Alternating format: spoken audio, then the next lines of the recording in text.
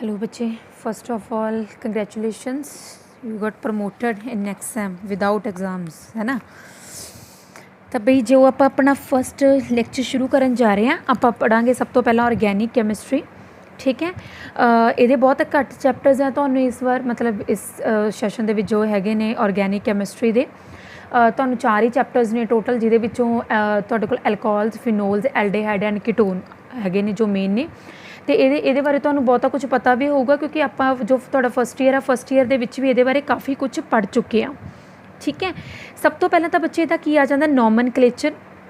Nomenclature is so easy, तुसीं +1 तो ये चीज़ करते आ रहे हो कि अगर बेंजीन रिंग के उपर OH लग्या तो उन्होंने आप डायरैक्टली की बोलते हैं फिनोल।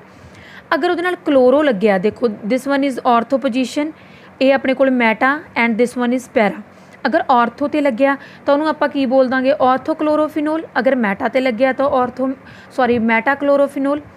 इत्थे तुहाडे कोल 2 जगह जिवें NO2 ग्रुप लग्या, आप पढ़िया पहलां भी कि NO2 ग्रुप जो लगता तो आप नाइट्रो बोलते हैं। ठीक है, तो अगर आप ये तो 1 तो शुरू करते हैं, यदा सैकेंड, यदा थर्ड, यदा फोर्थ, तो 2,4 डाई नाइट्रोफिनोल बन जाता है तुहाडा। ठीक है, ये आप पहला भी किया जो OH नाल CH3 ग्रुप लग जाता तो उन्होंने आप क्रिसोल्स बोलते हैं। फाइन, अगर ऑर्थो पोजीशन ते लग्या तो ऑर्थो क्रिसोल, अगर मैटा ते लग्या तो मैटा क्रिसोल, अगर पैरा दे उत्ते लग्या तो पैरा क्रिसोल बोलिया जाता है। फाइन, उस तो बाद इहदा नॉमनक्लेचर तुसीं कर सकते हो। तो नैक्सट अपने कोल आउंदी है तेरी स्ट्रक्चर एंड बॉन्डिंग। ठीक है, ये की है कि जिहड़े फिनोल्स होंदे ने उहदे विच hydroxy group means OH group directly उन्हां दे नाल की हुंदा अटैच हुंदा। ठीक है, जिहड़ा अपने कोल हुंदी है वाइल द ऑक्सीजन ऑफ जिहड़ी ऑक्सीजन हुंदी है ये अपने कोल की हुंदी है sp3 हाइब्रिडाइज्ड हुंदी है।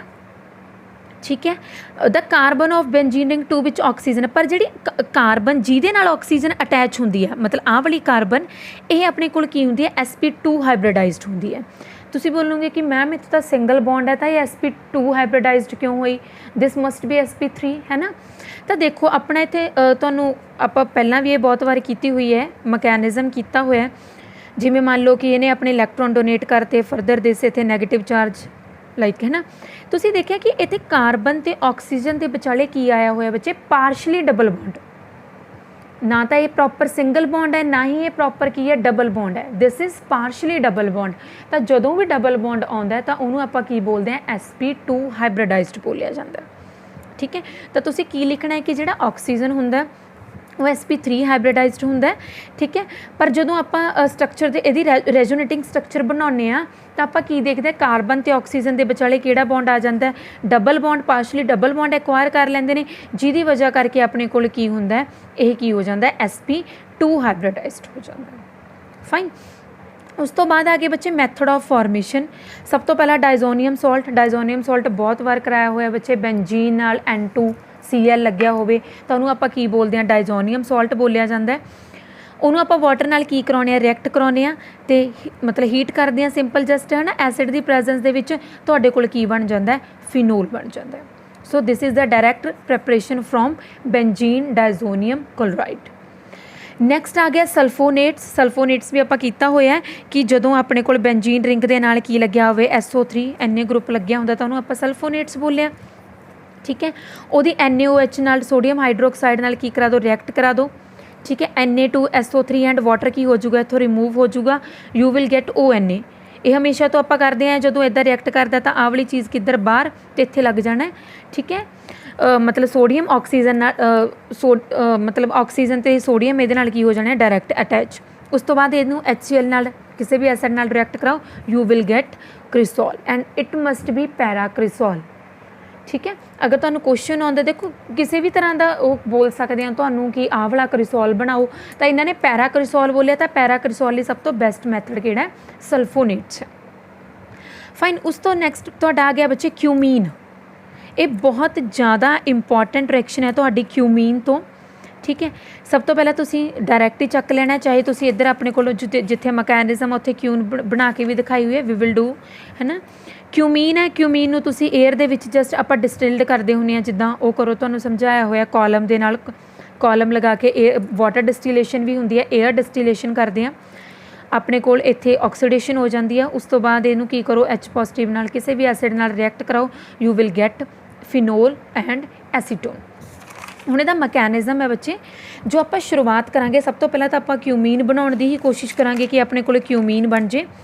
ਠੀਕ ਹੈ, ਤਾਂ ਆਪਾਂ ਇਹਨੂੰ ਜਿਹੜਾ ਕਿਊਮੀਨ ਹਾਈਡਰੋਪੈਰੋਕਸਾਈਡ ਤੋਂ ਸ਼ੁਰੂ ਕਰਦੇ ਹਾਂ। ਇਹ ਕੀ ਹੈ ਤੁਹਾਡੇ ਕੋਲ? ਕਿਊਮੀਨ ਹਾਈਡਰੋਕਸਾਈਡ ਹੈ। ਠੀਕ ਹੈ, ਤੁਸੀਂ ਸਭ ਤੋਂ ਪਹਿਲਾਂ ਐਸਿਡ ਲਿਆ ਸੀ। ਇਹ ਕੀ ਇਲੈਕਟ੍ਰੋਨ ਰਿਚ ਹੈ, this is electron deficient. Obviously hydrogen will attack on H positive, अपने इलैक्ट्रॉन डोनेट करते इतने H positive. It is most electronegative atom, so it can't handle positive charge, so it will take, मतलब इत्थों की हो जूगी तुहाडे कोल ये पैरोक्साइड सी ना। ठीक है, इत्थे तुहाडे कोल इहदी डिसोसीएशन मतलब लाइक कंप्लीटली ब्रेकडाउन हो गया। इत्थे की आ गया तुहाडे कोल पॉजिटिव चार्ज मीनस कैटाइन बन गया, तो फिनाइली ग्रुप अपने इलैक्ट्रॉन इन्हां नूं डोनेट करके चला जाऊगा। ठीक है, तुहाडे कोल इत्थे कार्बोकैटाइन बन गया। कार्बोकैटाइन ते फरदर की करूगा, जो वाटर है attack करूगा।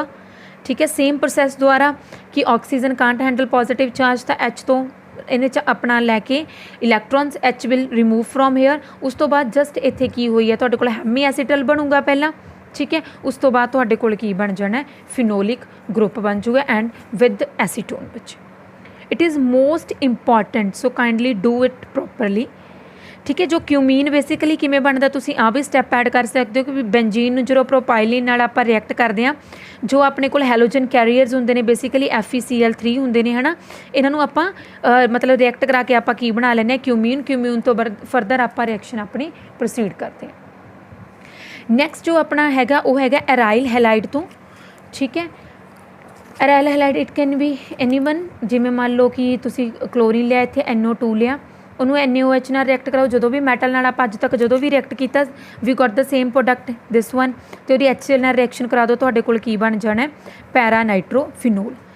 And next one is Dow's process. ਇਹ ਆਪਾਂ ਫਸਟ ਈਅਰ ਦੇ ਵਿੱਚ ਵੀ ਕਰਕੇ ਆਏ ਹਾਂ। ਕਲੋਰੀਨ ਨੂੰ NaOH ਨਾਲ ਰਿਐਕਟ ਕਰਾਓ, ਇਹਨੂੰ ਹੀਟ ਕਰੋ, ਤੁਹਾਨੂੰ ਕੀ ਮਿਲ ਜਾਣਾ? Phenol. You will get phenol hair.